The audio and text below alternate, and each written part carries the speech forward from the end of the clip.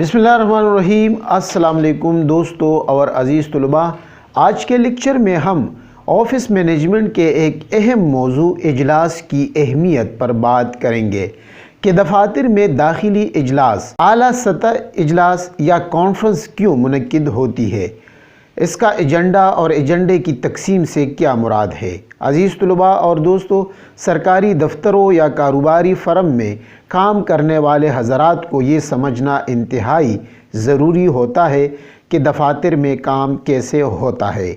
जिन दोस्तों ने channel subscribe नहीं किया उनसे गुजारिश है कि चैनल सब्सक्राइब करें ताकि आप दोस्तों को हमारी मुख्तलिफ़ मौज़ूआत पर वीडियो मिलती रहे। दोस्तों, सरकारी और गैर सरकारी इदारों में बहुत से उमूर का फ़ैसला करने के लिए इजलास बुलाए जाते हैं। उनमें लोग मिलकर एक मसले पर या ज़्यादा मसाइल पर इजहार ख़याल करते हैं और इस गौर व खोज के नतीजे में सिफारिशात या करारदादें मुरतब कर ली जाती है। इस किस्म के इजलास मसाइल पर सलाह मशवरे का अच्छा मौका फराहम करते हैं। इजलास पेश आमद में किए होने वाले फ़ैसले अक्सर सूरतों में दफ्तर में बैठकर किसी एक आदमी के किए हुए फ़ैसलों से ज़्यादा बेहतर और दूररस नताइज के हामिल होते हैं, क्योंकि उनमें ज़्यादा लोगों का तफक्कुर और राय शामिल होती है। दाखिली इजलास की अगर बात की जाए तो मुख्तलिफ़ डिवीज़नों और महकमों के अपने इजलास मुनासिब मुद्दत के बाद बाकायदगी से होते रहते हैं। मसलन वफाकी हुकूमत में सेक्रेटरी, एडिशनल सेक्रेटरी या इंचार्ज जॉइंट सेक्रेटरी एक डिवीज़न के अफसरों का इजलास महीने में एक बार बुलाता है या 4 महीने में कम अज़ कम एक इजलास बुलाना उसके फ़राइज़ में शामिल है। इस इजलास में आम तौर पर कारकर्दगी की रफ्तार का जायज़ा लिया जाता है और उसके मसाइल ज़ेर बहस आते हैं। मसलन अल्तवा में पड़े हुए अहम मामलात, ख़ास मामलात जिन पर तबादला ख्याल ज़रूरी हो, डिवीज़नों से मुतालिक रखने वाले अहम उमूर। डिप्टी सेक्रेटरी भी ज़रूरत के मुताबिक अफसरान शुबा का इजलास बुलाते रहते हैं। इस किस्म के दाखिली इजलास ज़ाब्ते के मुताबिक मुनासिब अवकात में होते रहते हैं। इजलास की रोदात के अहम नुकात कलमबंद किए जाते हैं। किसी शख्स के इनफरादी नुक्ते नज़र को आम तौर पर नहीं लिखा जाता, लेकिन अगर वो शख्स दरख्वास्त करे तो उसकी राय को रोदात में शामिल किया जाता है। आला सतह इजलास या कॉन्फ्रेंस। बाज़ अहम मसाइल पर आला सतह इजलास या कॉन्फ्रेंस मुनक्किद की जाती है, जिसमें डिवीज़नों या महकमों के बाहर से भी लोग शरीक होते हैं। खुद मुख्तार या नीम खुद मुख्तार इदारों या कारोबारी दफ्तरों में इस किस्म के इजलास ज़्यादा होते हैं। इजलास की तैयारी की अगर बात की जाए तो इजलास से मतलूबा नताइज सिर्फ़ उसी सूरत में बरामद होते हैं कि इजलास से पहले उसकी इब्तिदाइया तैयारी अच्छी तरह की जाए। इजलास के बाद रोदात में उसकी सिफारिशों को अच्छी तरह महफूज कर लिया जाए। उसमें एजेंडे की तैयारी, शुरका को दावतनामे अरसाल करना वगैरह शामिल है। इजलास के बाद उसकी रोदात लिखना भी बहुत ज़रूरी है, क्योंकि उसके बाद इजलास मकसद पूरा नहीं होता।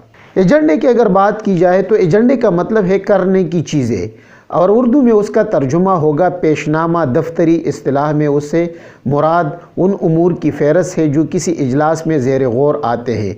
दूसरे लफ्ज़ों में एजेंडा एक तरह इजलास का प्रोग्राम होता है। उसमें एक तो वो सब मामलात होते हैं जिन पर इजलास में गौर किया जाता, या दूसरे वो तरतीब होती है जिसके मुताबिक इजलास की कार्रवाई अमल में आती है।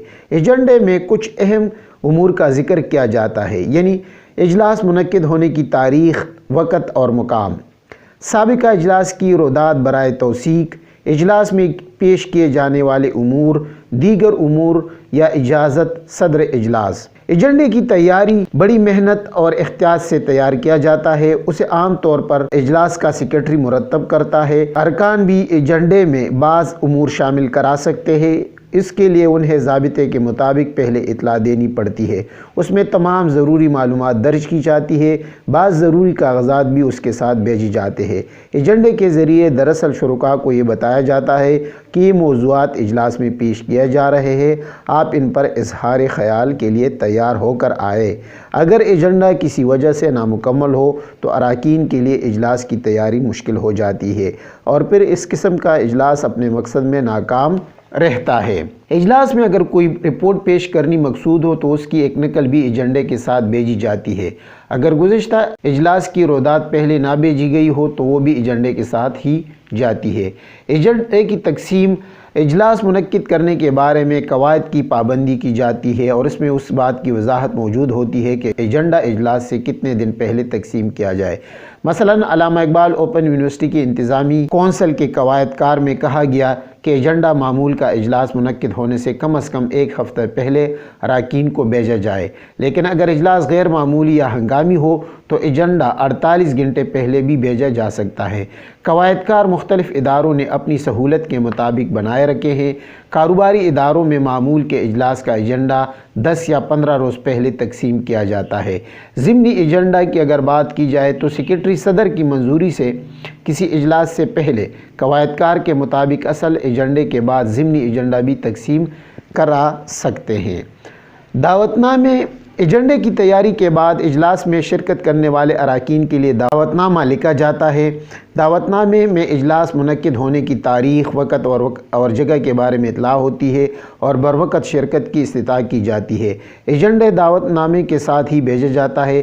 بعض اوقات اجلاس کی اطلاع دعوت نامے کے ذریعے دی جاتی ہے اور ایجنڈا بعد میں بھیجا جاتا ہے۔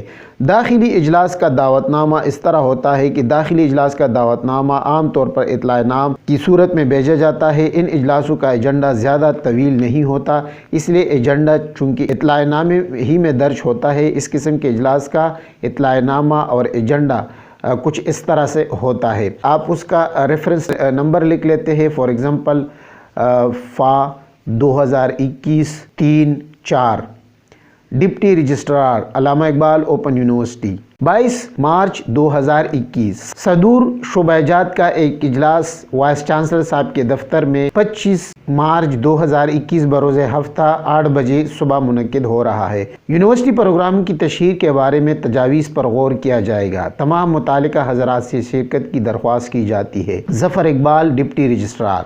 یہ ایک طرح کا جو میں نے آپ کو بتایا یہ ایک نمونہ ہوتا ہے، اس طرح آپ اس میں لکھ سکتے ہیں جو دعوت نامہ داخلی اجلاس کا آپ دیتے ہیں۔ اس طرح اگر ایک کاروباری فرم کے ایجنڈے کا نمونہ کے بارے میں بھی میں آپ کو بتاؤں کہ کاروباری فرم میں کس طرح دعوت نامے یا ایجنڈے کس طرح ہوتا ہے تو کچھ اس طرح سے ہوگا۔ مثالی کمپنی لمیٹڈ کراچی ڈائریکٹروں کا اجلاس، تاریخ 9 اپریل 2021، وقت 10 بجے، مقام کمپنی روڈ، مثالی کمپنی لمیٹڈ کراچی۔ ایجنڈا: اجلاس کی چیئرمین کا انتخاب، نمبر 2 کمپنی کے چیئرمین کا انتخاب، نمبر 3 مینیجنگ ڈائریکٹر کا تقرر، نمبر 4 سیکریٹری کا تقرر، نمبر 5 محاسبوں کا تقرر، نمبر 6 بینکاری کا تقرر اور کمپنی کی طرف سے چیک کیش کرانے، اس پر تائیدی دستخط کے ضوابط، نمبر 7 کمپنی کی مہر کی منظوری، نمبر 8 کمپنی کے کوائف نامہ یعنی پراسپیکٹس کی منظوری، نمبر 9 اگلے اجلاس کی تاریخ کا تعین،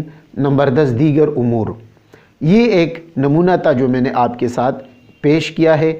اس طرح کے جو ایجنڈا ہوتا ہے اس کا بھی اس طرح کا انعقاد ہوتا ہے۔ اجلاس کا انعقاد کی اگر ہم مختصراً بات کریں تو اجلاس کی رسمی کارروائی اس طرح ترتیب پائی جاتی ہے۔ تلاوت سے اجلاس کا آغاز ہوتا ہے۔ صدر اجلاس کا باقاعدہ آغاز کرتے ہیں۔ سیکریٹری حاضرین ارکان کی تعداد کو گن کر کورم کا اعلان کرتے ہیں۔ گزشتہ اجلاس اگر کوئی اجلاس منعقد ہوا ہو کی روایت توثیق کے لیے پیش کی جاتی ہے۔ گزشتہ اجلاس کا نامکمل کام پہلے مکمل کیا جاتا ہے۔ نئے امور پیش کیے جاتے ہیں۔ اگلے اجلاسوں کی تاریخ مقرر کی جاتی ہے۔ صدر کی طرف سے شکریہ کے بعد اجلاس ملتوی کر دیا جاتا ہے۔ جب کسی کمپنی یا مجلس وغیرہ کا اجلاس پہلی دفعہ ہوتا ہے تو سب سے پہلے اجلاس کے صدر کا انتخاب عمل میں آتا ہے۔ اجلاس کی روایت لکھنا: روایت اجلاس کی کارروائی کا تحریری ریکارڈ ہوتا ہے جو فیصلے، سفارشات یا قراردادیں کسی اجلاس میں منظور کی جاتی ہے۔ روایت میں سب کا ذکر ہوتا ہے۔ اگر اجلاس کی روایت نہ لکھی جائے تو اجلاس بلانے کا کوئی فائدہ نہیں رہتا۔ عزیز طلباء اور دوستو، آج کی ویڈیو میں ہم نے اجلاس کے حوالے سے بات کی کہ اجلاس یا کانفرنس دفاتر میں کس طرح منعقد کی جاتی ہے، اس کا ایجنڈا کس طرح ہوتا ہے، وہ کس طرح تیار کی جاتی ہے، دعوت نامے کیسے بھیجے جاتے ہیں۔ امید ہے کہ آپ کو اس سے فائدہ ہوگا۔ اگر آپ کو کوئی مسئلہ ہے تو آپ کویسچن بھی کر سکتے ہیں، کمنٹس کے ذریعے ہم سے سوال کر سکتے ہیں، ہم اس کا جواب آپ کو دیں گے۔